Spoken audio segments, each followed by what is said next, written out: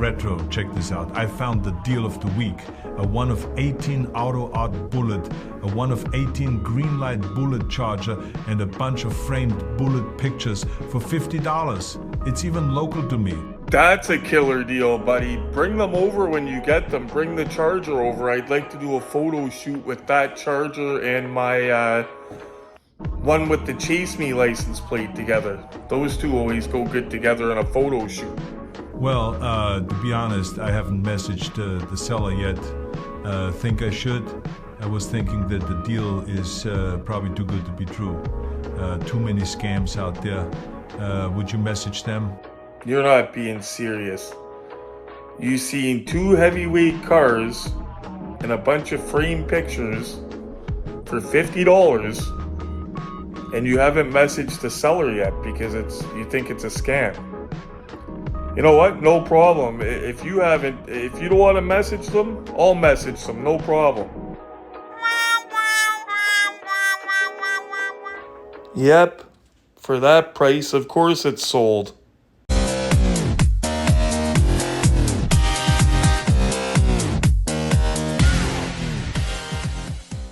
What up, guys? Ooh, it's early. And it is foggy out here. Something I wanted to talk to you guys about. Something, just an easy weapon that we all have access to that could protect you from a potential scam on Facebook. And I'll explain to you guys what that is in a second here, just getting turned around. So a friend was going to buy a car. He wanted to order a diecast car from somebody. And he was talking about putting it into a reference group. I believe the reference group is out of the States. And he was asking me what I thought about it. And I think the reference groups are a good idea. The thing is, I've never had to use a reference group myself. And as you guys know, I've done probably hundreds of deals on Marketplace and Kijiji. Knock on wood, I've never been scammed.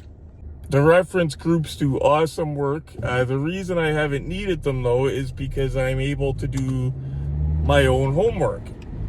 I have access to something that not only do I have access to, it's not just me that has access to it, you guys have access to it as well.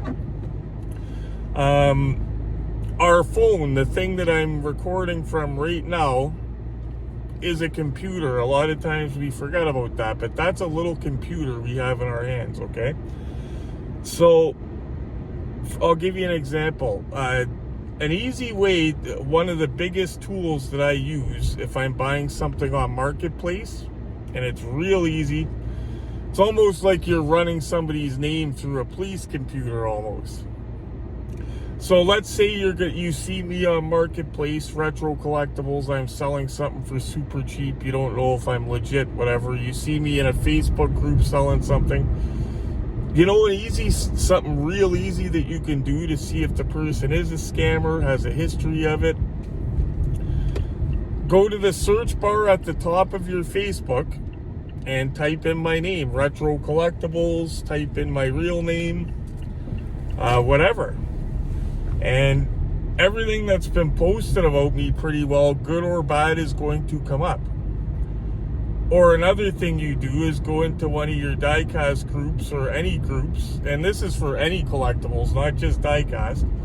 But I'll give you an example. If you go into Ontario Diecast Addicts, one of my favorite Facebook groups, and you type in Canada Hot Wheels, for newer viewers, that was a big debacle that happened a long time ago. We had to go after Canada Hot Wheels, but we got a bunch of people their money back, which was cool.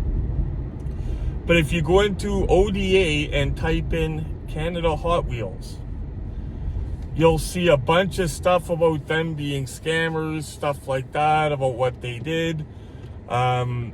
Basically, Facebook, if you type stuff into that search bar at the top, names and stuff like that, you can see, good or bad, everything. And the reason I figured it out is because a couple times I was like, I'm seeing people posting in groups saying they were scammed by this guy or that guy. And it's a well-known scammer, like somebody that I thought everybody knew was a scammer.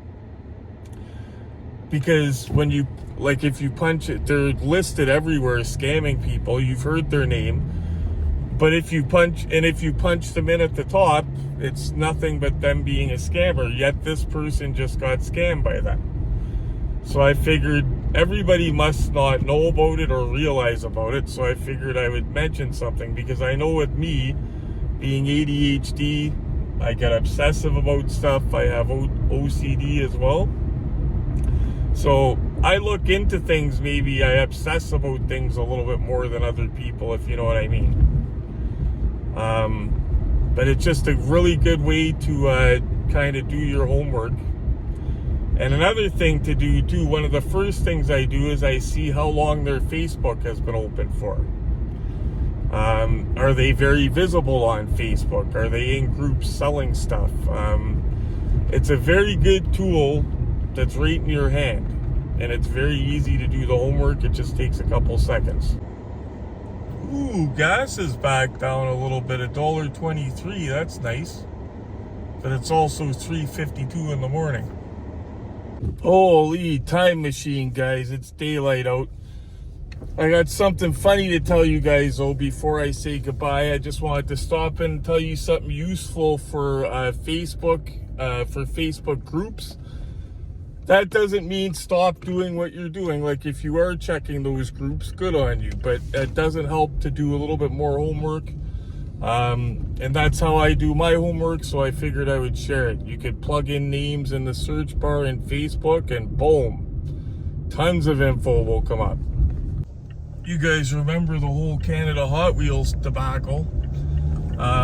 I felt like a lot of those people didn't have to be scammed. Like, if they would have done what I was just talking about, they would have seen there was a bunch of problems. But then again, I remember there was a big post posted in ODA about people getting scammed about it. And there was people asking on the post if the guy has that Hoonigan, that little Mustang that was out, the 1/64 scale.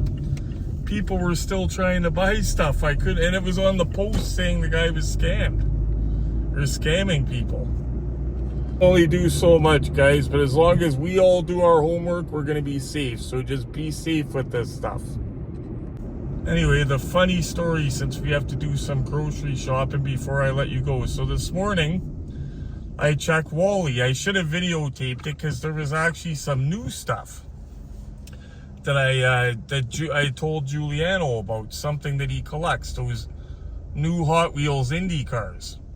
So I'm standing at the door waiting for 7 o'clock to open. It's my lunch break.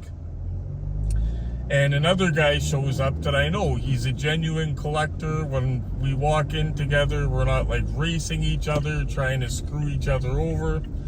We're just enjoying each other's company. Genuine collector and nice guy, okay? He's not like scheming against you.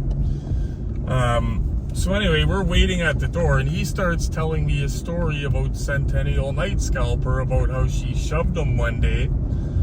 I guess what she used to do is, if there was toy skids out, she would put shopping carts around the toy skids while she was working, trying to guard them, to keep collectors out of them.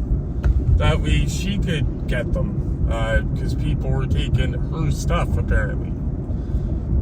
So he's telling me all this, and I'm like, wow, I'm laughing, right? And I guess he said something to me, and I didn't catch what he said. I turn around, and I look, because I look at my phone, I'm like, wow, it's 7 o'clock, the doors should be open. I turn around, and I look at the doors, like I'm standing right at the doors that slide open like this. And as soon as I turn around, I'm face to face with Centennial Night Scalper.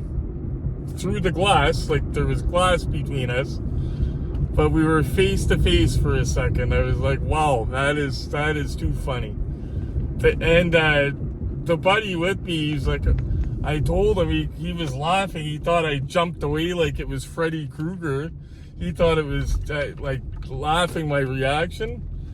But he felt bad. He said, I tried to warn you. I said, I know. I said, I was on my phone, not paying attention, because he did try to tell me she was right there. But I couldn't believe it. I guess they had her on opening the door this morning. So, crazy. If for anybody wondering, you know what I said? We walked in, she opened up the door, we both said thank you. That's how far it went. No matter how you do it, guys, make sure you do your homework. Another thing you do, collecting circles are smaller than people think. A lot of times I have friends in common with tons of people into diecast. Do I have friends in common with them? I already mentioned how long has their Facebook been opened. Go up and down their wall. Oh, another trick. If they have a locked profile, they're not from Canada because you can't lock your profile from Canada. So if it's somebody saying they're in Canada and they have a locked profile, they're not in Canada. So that's the bottom line, guys. Just however you do it, make sure you vet the people, do your homework. I just think that a lot more people get burned than what need to get burned. Sometimes it's going to happen no matter what, unfortunately. But a lot of times just a search on that search bar on Facebook and you can see a person's history. Like I said, I've seen people be scammed by people that are known scammers all over Facebook, and I'm like, oh geez. You guys are all smart though, so I know that you're gonna stay vigilant. Anyway, guys, do Retro a big favor and give the like button a good slap for them. Make sure videos like this get out to other collectors, and maybe it could help stop somebody from getting scammed. You never know. Well, it will. While you're at it, hit that bell notification. Make sure you're getting my most recent videos when they come out. You can see when I pop up and go live. As always, guys, the most important thing, stay safe, happy hunting, and be vigilant. Do your homework.